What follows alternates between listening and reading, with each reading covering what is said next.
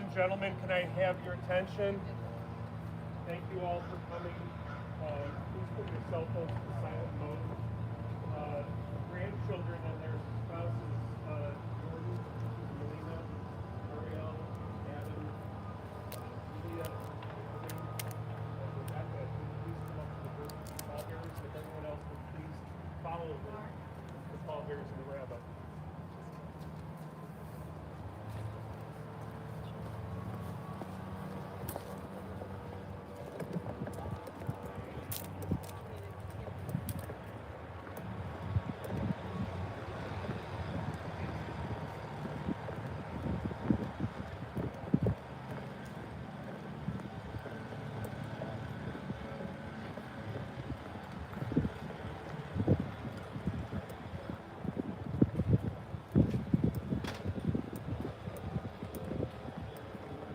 Cynthia, get the photo set up next to the rabbi.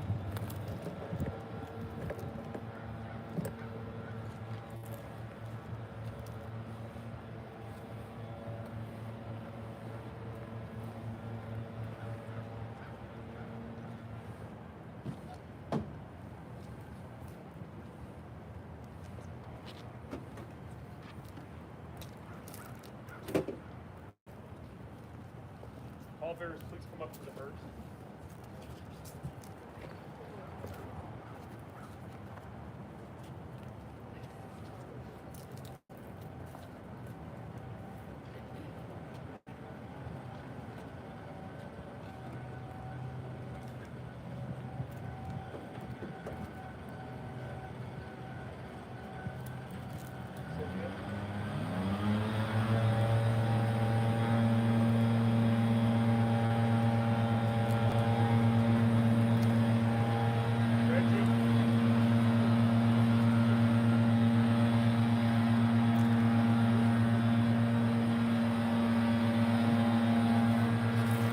Reggie. Pete. Pallbearers, if you please step into the hearse, we're going to have your families.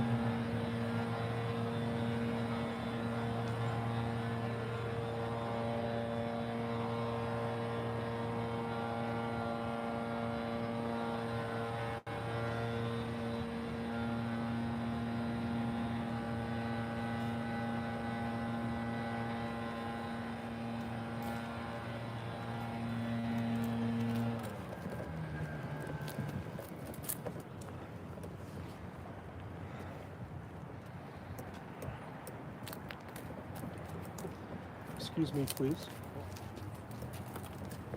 Please, there's an extra benches for here. Please come and be seated. One moment, please. Cynthia. What do you need?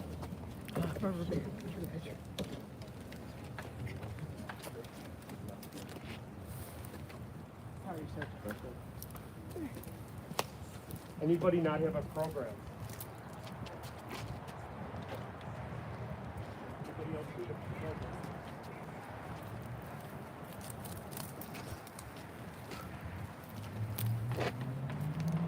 just ask you not to stand in front of the camera. The funeral service is going to be conducted by Rabbi Karen Kadar. I'll be right back.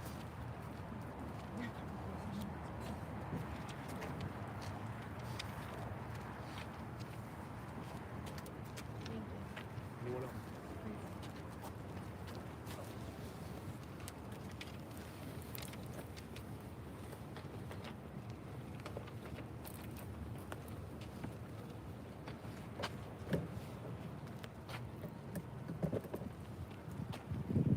Is there anything I can do for you?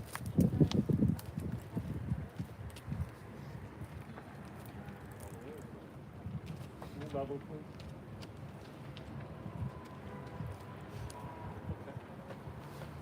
Actually, I don't know.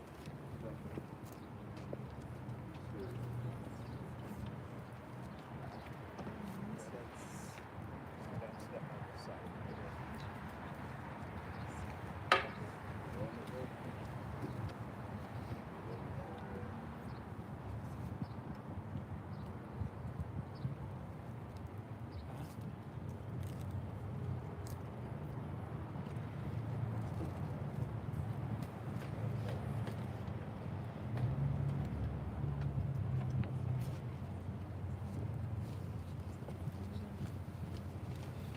There's another bench outside of the house.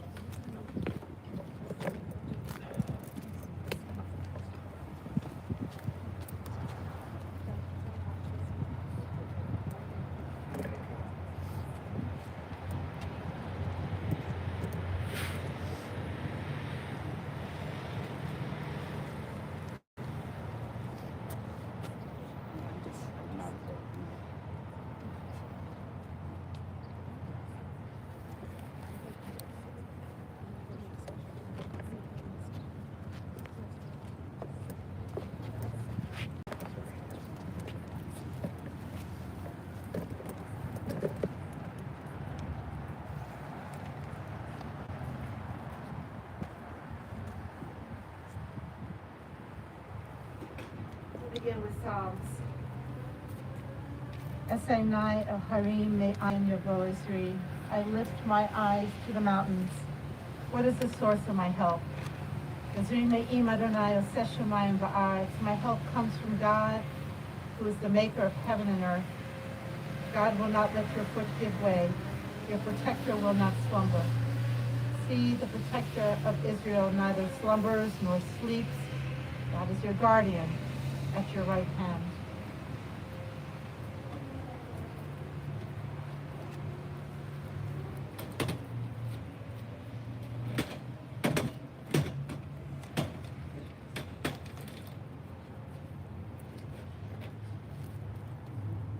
The 23rd Psalm.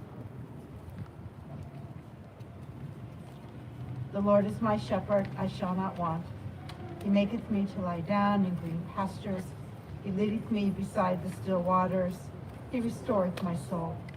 He guideth me in straight paths for his name's sake.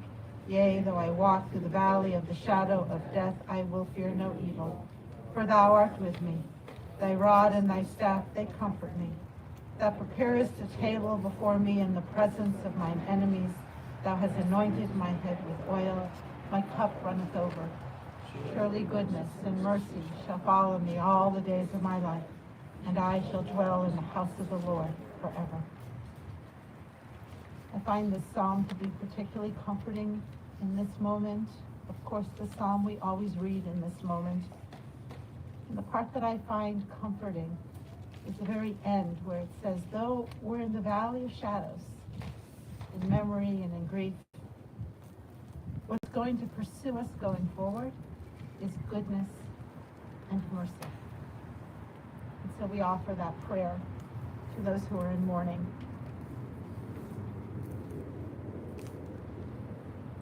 The poet writes, birth is a beginning and death a destination, but life a journey, a going, a growing from stage to stage, from childhood to maturity and youth to age, from innocence to awareness and ignorance to knowing, from foolishness to discretion, and then perhaps to wisdom.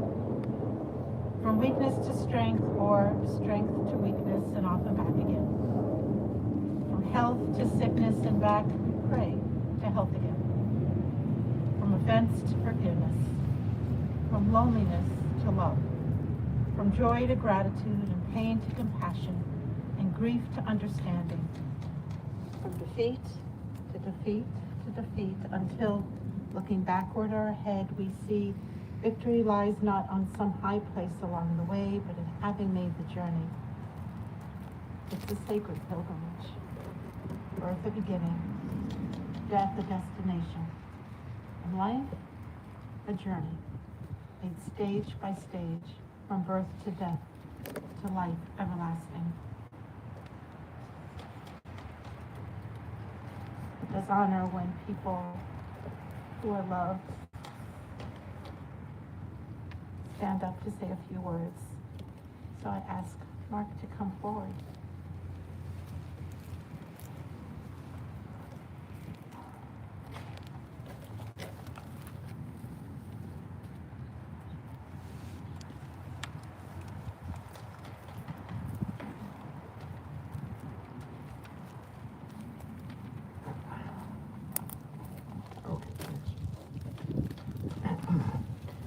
My sister Helga was a young child in Germany during the Nazi tyranny. I believe she suffered from that trauma her entire life.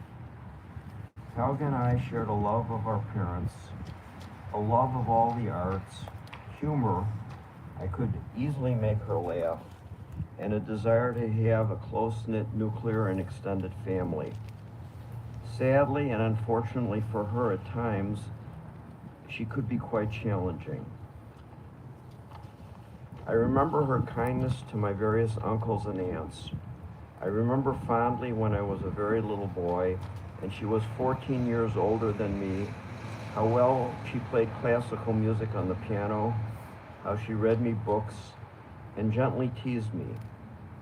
I remember fondly 35 years ago a trip my mother, myself, Helga and Sherwood took to Germany as guests of the German government for 10 days. And our shared experiences, and the four of us having fun playing bridge every night. It was a time of warm bonding.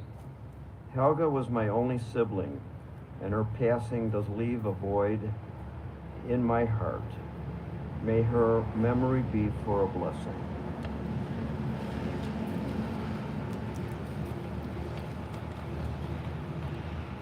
Leon.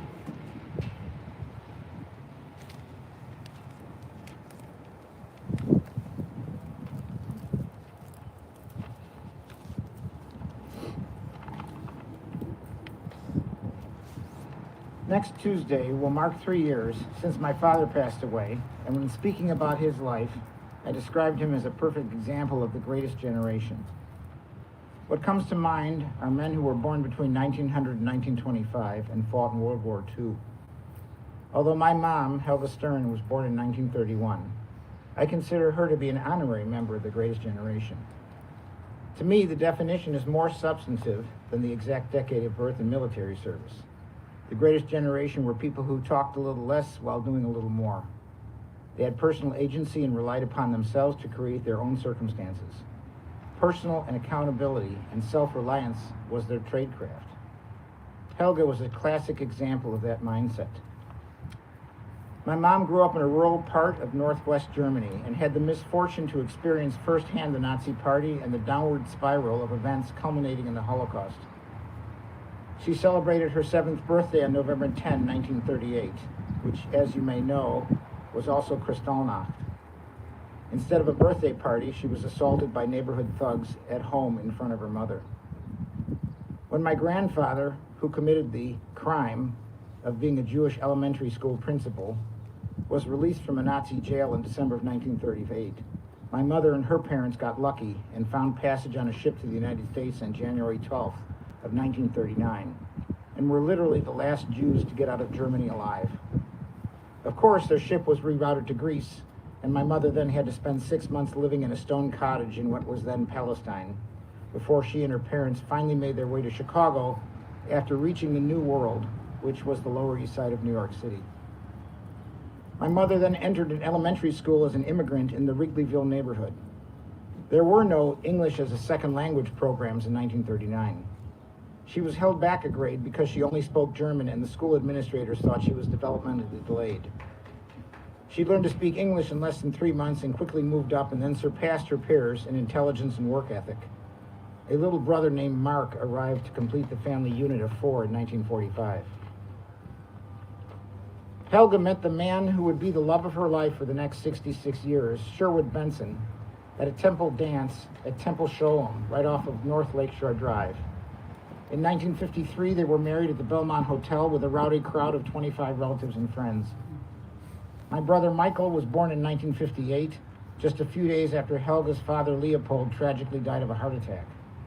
I was born exactly 2 years later, and the fact that my brother and I were born on the same day seemed to me to be typical of my mom's careful planning and meticulous organization, as well as her lifelong penchant for being as economical as possible.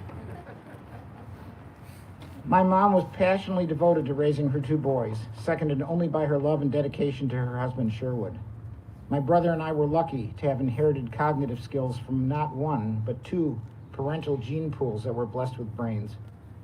Helga was bursting with pride that her 2 sons became doctors, and she deserved tremendous credit for being a vigorous steward of our ambition to excel academically and follow in the footsteps of our uncle and her brother, Mark Stern, who during our childhood was well on his way to becoming an incredibly successful cardiologist.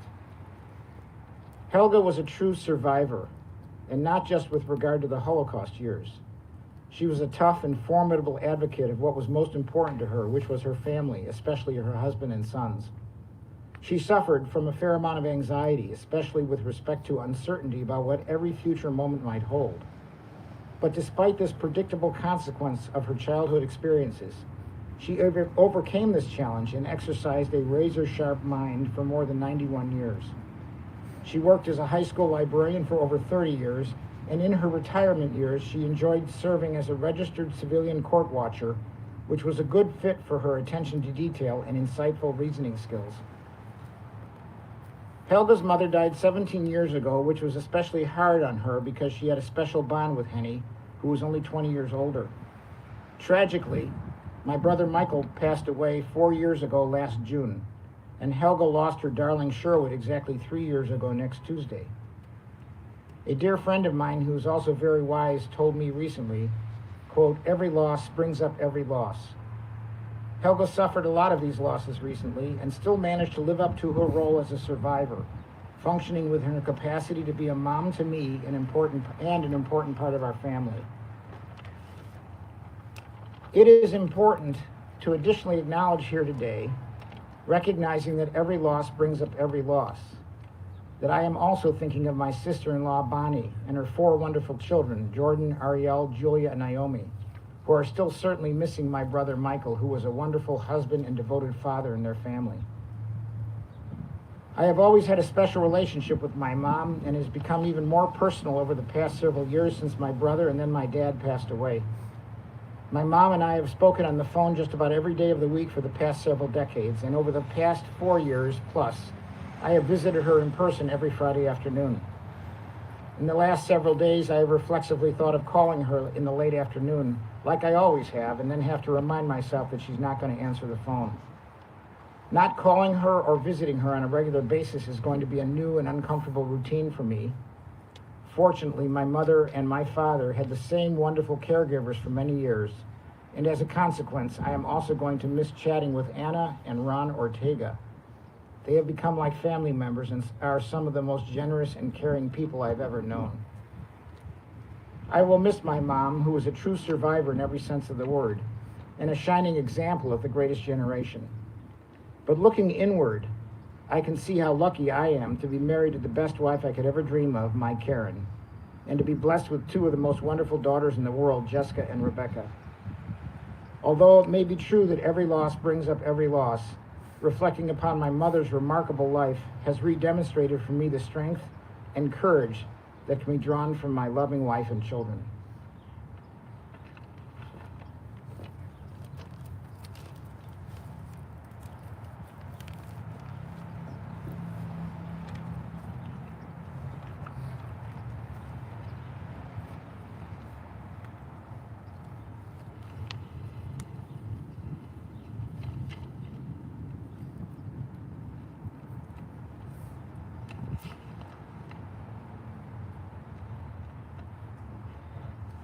You both spoke magnificently.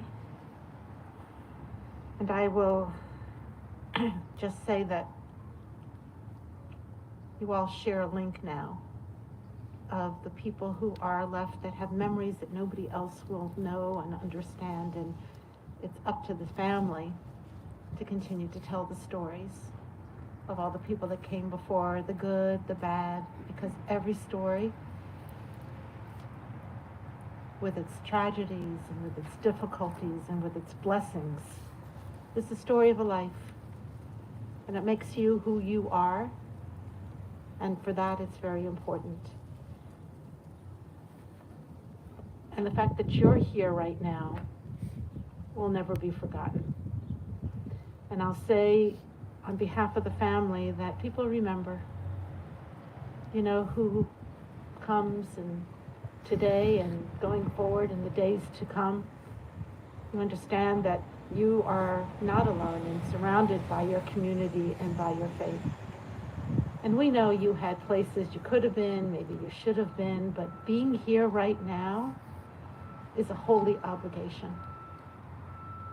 Leon, you and I spoke a lot about what it meant, though you didn't use these words, I will, to be committed to a holy obligation,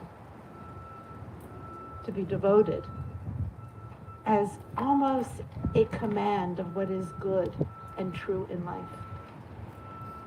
To be devoted, to be grounded in that kind of kindness is a choice one makes every single day of their lives. And whatever our story is, we always make that choice. I was thinking a lot about her, obviously, for the last several days. And I thought of two poems that I think really she would maybe want me to say.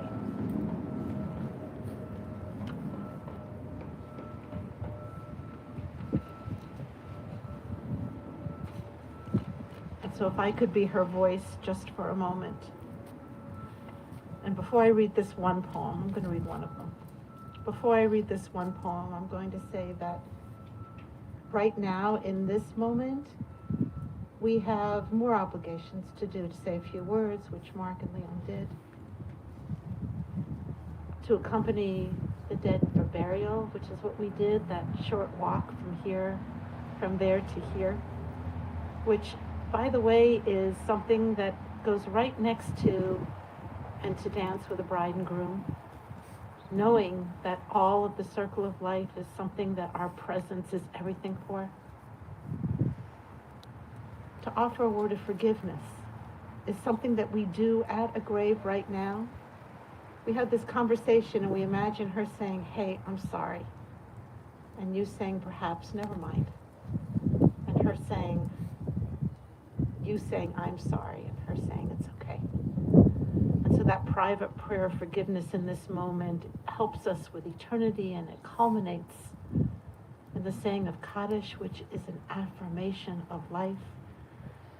She was a survivor. This cemetery, Mark, you told me as we were walking over, is filled with survivors, and surviving is not only of the body, as you mentioned, but it's also of the spirit that will not die, that will affirm life, that will affirm life is good and worthy, particularly when we dwell in love and hope. So I don't know, but maybe this is what she would say. The morning you wake to bury me, you'll wonder what to wear. The sun may be shining, it's a beautiful day. Or maybe it'll rain, or maybe it'll be winter, or not. You'll say, black. Aren't I supposed to wear black? And then you will remember all the times we went shopping and how I loved to dress you. You were beautiful in my eyes. The morning you wake to bury me, you'll look in the mirror in disbelief, or not. And as you gaze into that mirror, you will shed a tear, or not, but you will look and look carefully. For hiding in your expression, you will find mine. You will see me in your eyes, the way you laugh, the way you survive, the way you love. the way you struggle. Let me tell you one last time before you dress what to wear. Put on any old thing. Despite what I told you all these years, it doesn't really matter, because as I told you all these years, you're beautiful the way you are. Dress yourself in honor and dignity, in confidence and self-love. Wear a sense of obligation for this world, for you are one of the lucky ones, and there is so much to fix. Take care of each other. And I will repeat that. Take care of each other. Take care of your heart. Take care of your soul. Wear humility and compassion when you wake to bury me. Put on a strong sense of self and courage and understanding. I'm sorry. Forgive me. Stand at my grave clothed in a gown of forgiveness, dressed like an angel would be, showing compassion and unconditional love. For at this moment, all that is left is love. So, love. Please rise.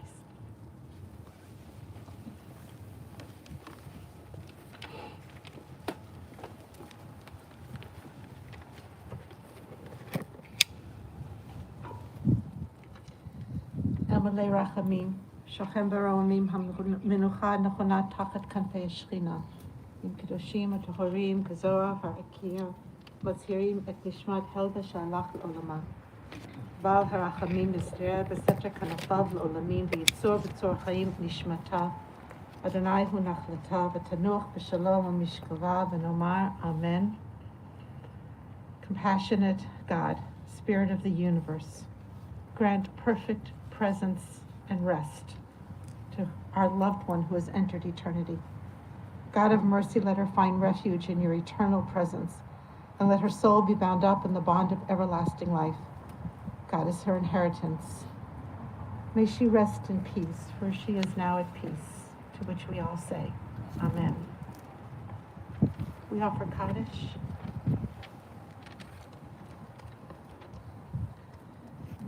Yitkadal v'yitkadash shemei Rabbah, v'yalma divrach yirutei v'yamlich malchutei, v'chayechon v'yomechon v'chayei d'chol beit Yisrael, ba'agala u'vizman kariv v'imru Amen. Yehei shmei Rabbah mevorach le'olam ol almei almaya, yitbarach v'yishtabach v'yitpa'ar v'yitroman v'yitnaseh, v'yittadar v'yittaleh v'yithalal shmei d'kudashah brichu, Le'ela min kol berchata v'shirata, tushbachata v'nechamata, da'amiran v'yalma v'imru Amen. Yehei shlama rabba min shemaya, v'chayim aleinu v'yakol Yisrael v'imru Amen.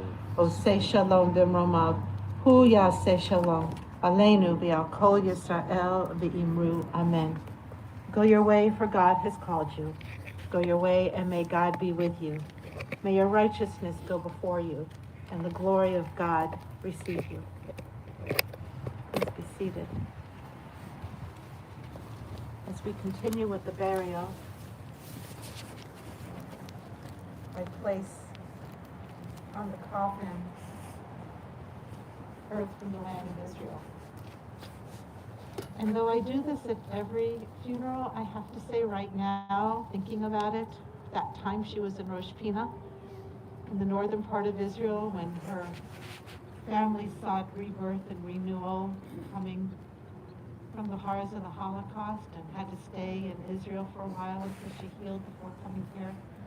In some way, putting on her grave this land, this earth from the land of Israel, feels like she's come home again.